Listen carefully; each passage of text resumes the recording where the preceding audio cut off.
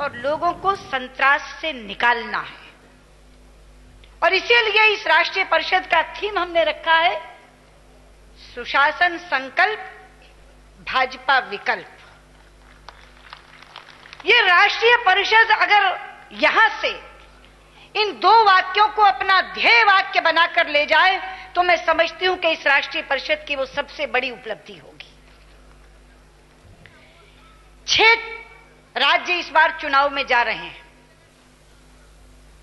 पहले कर्नाटक और झारखंड, फिर मध्य प्रदेश, छत्तीसगढ़, राजस्थान और दिल्ली।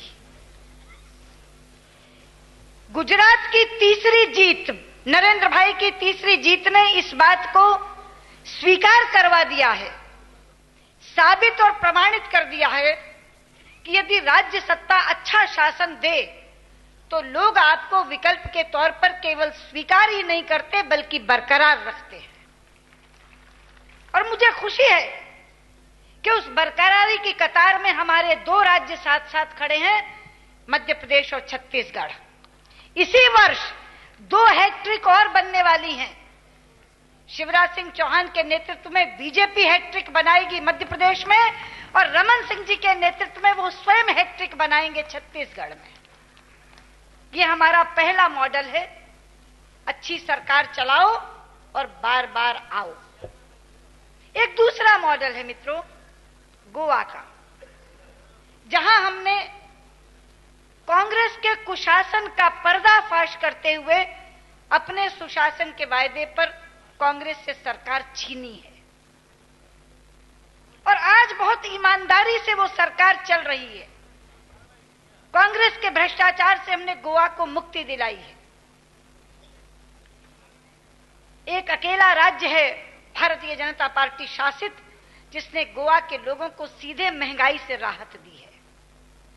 पेट्रोल के दाम बढ़ते हैं, डीजल के दाम बढ़ते हैं, लेकिन वहां के मुख्यमंत्री मनोहर पर्रिकर ने कहा कि इस पर लगने वाला प्रादेशिक वैट मैं कभी नहीं लगाऊंगा।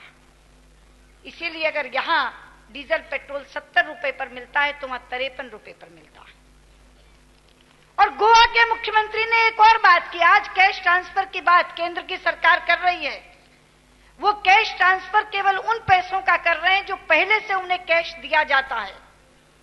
लेकिन मनोहर पर्रिकर ने कहा कि महंगाई केंद्र की नीतियों से बढ़ती है, मैं उन नीतियों को तो परिवर्तित आज नहीं कर सकता, जब मेरी सरकार आएगी केंद्र में तब परिवर्तित करेगी, लेकिन महंगाई अलाउंस के नाम पर बीपीएल की महिलाओं के खाते में 1000 रुपए महीना डाल सकता हूं ताकि वो महंगाई का बोझ न सह सकें।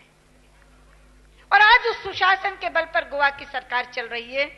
उस कतार में भी हमारे 2 राज्य खड़े हैं कांग्रेस से सरकार छीनने के लिए, राजस्थान और दिल्ली, जो इस वर्ष ये सरकारें कांग्रेस से छीनेंगे और भारतीय जनता पार्टी की सरकार बनाएंगे। और ये जो अभी कार्यक्रम दिया है गांव गांव चलो, घर घर चलो, इसमें वो 20 घर बंट जाएं, वो उन्हीं 20 घरों में आखिरी दिन चुनाव तक रहे, बार बार जाना, कभी साहित्य लेकर जाना, कभी अपनी उपलब्धियां लेकर जाना, कभी इनके खिलाफ का आरोप पत्र लेकर जाना, उनके सुख दुख में शामिल होना। 20-20 घर पर बीजेपी का एक एक जवान खड़ा हो जाएगा। तो जिस तरह की गंगा चौकियों की बात उमा जी कर रही थी, हर 20 घर पर भाजपा की एक चौकी खड़ी हो जाएगी तो दुनिया की कोई ताकत भारतीय जनता पार्टी को जीतने से रोक नहीं सकती। मैं जानती हूं चुनौती बड़ी है, बहुत बड़ी है। 2 सरकारें तीसरी बार लानी है, 2 सरकारें कांग्रेस से छीननी है, 2 सरकारें स्थिर सरकार में बदलनी है और उसके बाद देश का चुनाव जीतना है। मगर जितनी चुनौती बड़ी है मित्रों, उससे ज्यादा जज्बा बड़ा है हमारा और देश साथ खड़ा है हमारे।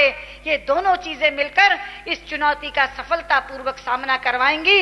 और मैं ये कहना चाहती हूं कि जब केंद्र में सरकार बन जाएगी हमारी, तो राष्ट्रीय परिषद में हम दूसरी सरकारों की आलोचना करने वाले राजनीतिक और आर्थिक प्रस्ताव पारित नहीं किया करेंगे, बल्कि अपने उपलब्धियों की सराहना करते हुए, गर्व से ऊंचा करते हुए माथा इस तरह की राष्ट्रीय परिषदों से बाहर जाया करेंगे।